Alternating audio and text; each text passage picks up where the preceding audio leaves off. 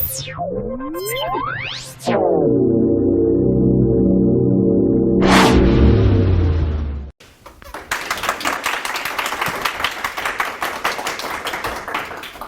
Josh, how you doing? Great.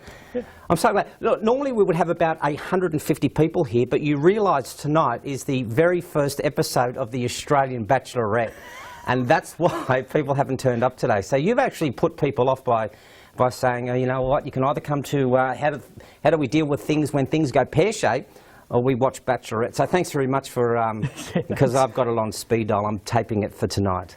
So can you tell me why are you here tonight? So how come you're the expert in this field when things go pear-shaped? I'm probably guessing two things. You're either made a lot of mistakes and things have gone really pear-shaped, or you've got some great concepts and models. Hopefully it's the latter. Yeah, hopefully it's a bit of both. Yeah. Look, can I share a story? Please. Years ago, I was involved in a motorbike accident on the side of a mountain. My motorbike was written off. It was feet away from falling over the edge of a cliff. I got transported to a hospital here in Brisbane. Intensive care. I was in full traction. What I'd done is a compression fraction of one of my vertebrae and snapped the transverse process off the side of another one. Doctors and nurses around me, physios, everyone, all these experts saying, he won't be able to hold up his upper body weight, he probably won't even be able to walk. Now, my friends and family that know me would say I'm very, very stubborn, and I proved the doctors and nurses wrong. I found a way to be able to get up, but I was in like an alloy brace for about 8 weeks and then had months and months of rehab. The reason I share that with you is that I've been facilitating now for 20 odd years. I've been involved in startup businesses. I've survived hurricanes and cyclones in different parts of the world. But getting out of a hospital bed when you've got experts telling you that you probably won't be able to walk was probably the biggest change that I ever had to face in my life. And you know, the topic tonight is when it goes pear-shaped. It did for me. Yeah. So I suppose that's what brings me on this journey to here tonight, is that I had to make changes, but I've made that what I do as part of my contribution to other people to find that way to get that change and get the results. Look, and that's what I want to talk about. I guess people like myself, I like things to be constant. I like things to be have order. But when things go wrong, is there a psychology of change? Yeah, absolutely. If we break it down, most of us don't like change. And the fundamental reason we don't like change is exactly what you just said. We like order, we like things to be the same. We like to be familiar with what we know. So if things go pear-shaped, they go wrong, we're faced with the unknown. And what that does is it brings up a whole bunch of emotions, it brings up all these different premises out of our psychology that gets in the way, and we can't move forward. So a lot of people will resist change. A lot of people will even go into denial about change. And the basic psychology tells us that we're either going to go into denial or resistance initially because of that change of what we were used to. Then eventually we'll move into exploration if there's something that aligns with our values or something we can connect with, let alone connecting and engaging with that change. Most people say that there's a real difference between reacting to a situation or responding to a situation. I guess with your first scenario that you gave there, was that just a reaction that you knew that you had to get out of, or were you going through a process, which we'll talk about later about what the models have that you've got, but were you really going through a process, or was it just a natural reaction to get yourself out of this situation? Yeah, so there's the balance of instinct, which is protect myself, but yeah, to be completely honest, I'm human. I reacted. The first thing that happened, apart from the pain and the agony, I don't know if you've ever had that level of injury, but it's excruciating to the point of feeling like you can't breathe and you're completely out of control. There was a part of my psyche that was saying, why me? So that first part of the reaction, that's that emotion that I suppose we can talk about engaging and acknowledging that emotion. But very, very quickly I realised that I had to do something different. I had to respond to the situation. So I had to then start engaging in a process to get myself through that. And it was really who I was being in that situation, not what had happened to me. And my experience in behavioural change, it all comes down to who are we being when things go pear-shaped, when things go wrong. I had to take a real good look at myself. But you see, that's what's difficult for me, because If I've just had a motorbike accident, I'm not going through a cognitive process of going, okay, this is who I really am. I now have to go through a process of, okay, where am I? What am I doing? How am I going to get out of this? I'm just working off, like you would say, survival or instinct. So how do you get to that stage, or how do we train people to get to that stage where we just say, you know what, we do have to take a breath and get into a process? How do we do that? So I saw you did one of these interviews with Ben Palmer earlier this month around emotional intelligence, and one of the things that you guys were talking about was self-awareness. And it is a cognitive process. It's something that we've got to be aware of. But when we talk about how do we get out of that instinctual survival mode, for me, in that hospital bed, lying in that intensive care ward and having people moan all night because they had a fractured hip and just having that in my face was enough to trigger me to get out of the situation I was in and say, where did I want to be? I had to change, otherwise I was going to be a victim to what they were saying. I wouldn't get up and walk, I'd believe what they were saying. So when we bring it down to who are we in that time, I've since learned who I become under stress. What kind of person am I? What masks do I wear when things don't go the way that I want? And if you like, we can talk about that. But the cold, hard reality for me was, who am I right now? Who am I being? And what's important to me? And what was important to me was my family, was my health. And, well, the stubborn part of me is I didn't believe them when they said you won't be able to walk. You won't be able to get up. I want to talk to you about the Myers-Briggs type indicator. And I guess, you know, we've got a few psychologists in the room here today. Does personality type play into it? Because I'm probably thinking for myself, I'm a feeling or a feeling/perceptive type of person. Would that be different to a person who would be more thinking/judging sort of a person? Yeah, it's a really good question, Gerald. If we break those down, we say the difference between judging and perceiving.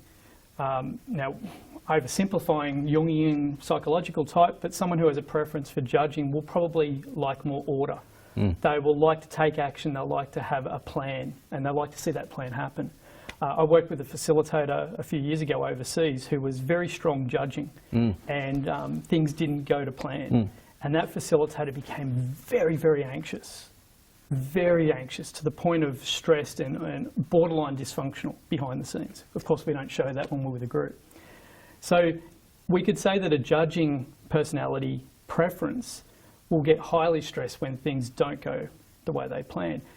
But equally, a perceiving preference will start to get stressed or start to get anxious if they lose their options, if they lose that freedom to be able to get the options at the last minute and get it over the line. I relate, I'm more perceiving. I like that freedom, but you take that away from me and I will become quite stressed and anxious. When you reference, say, the thinking and the feeling preferences, if someone has a very strong preference for thinking, they will be likely to be more analytical. So if something goes pear-shaped, if something goes wrong, and people start to get emotional, that's going to eventually stress someone with a thinking preference, and they will almost go to their opposite.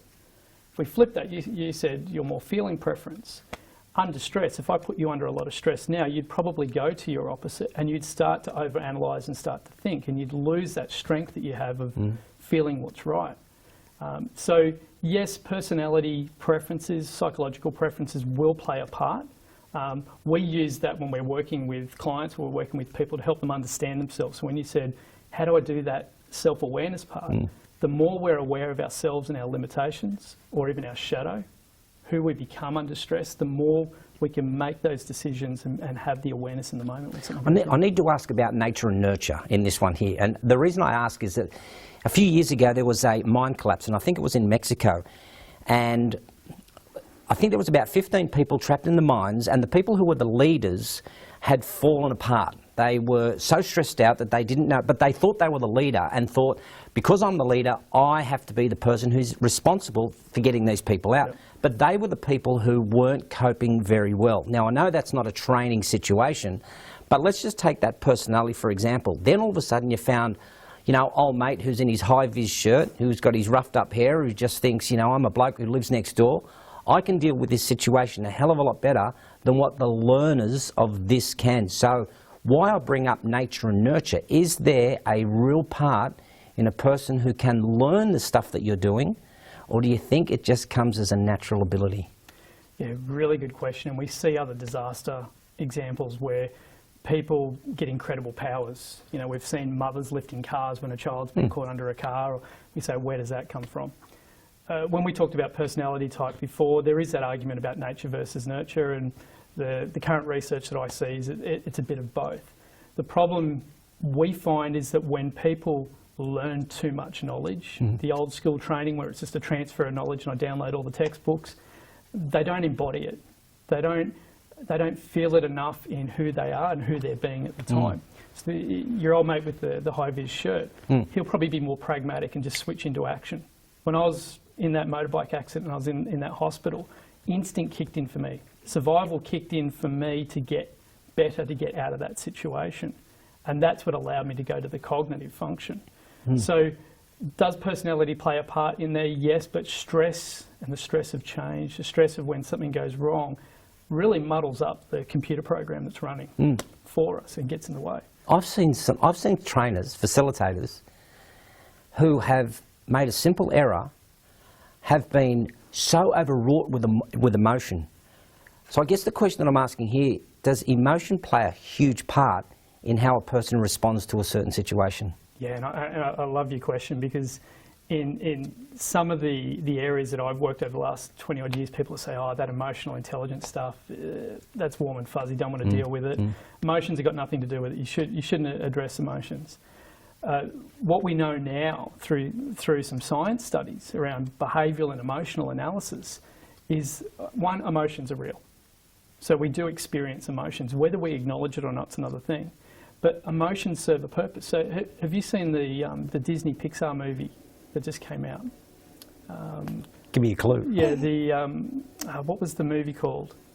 Where the Inside Out, that's right, thank you. See, they'll help us. Yeah. So Inside Out portrayed what happens in the mind of, say, a child, where these different emotions actually served a role. And we know that through science. So I'll give you an example.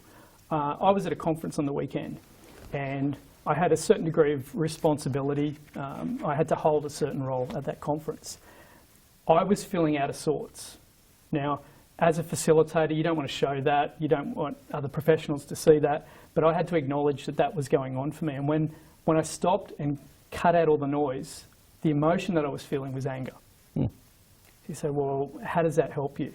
Well, what we know is that when we feel anger, the purpose it serves is to clear a block that's in our path. So if I had a goal or an objective or something I wanted to get to, and you were blocking that goal, or something you were doing was obstructing me, I would feel anger. It's a natural response. In fact, I can't control it. It happens. So our degree of awareness about that feeling really helps.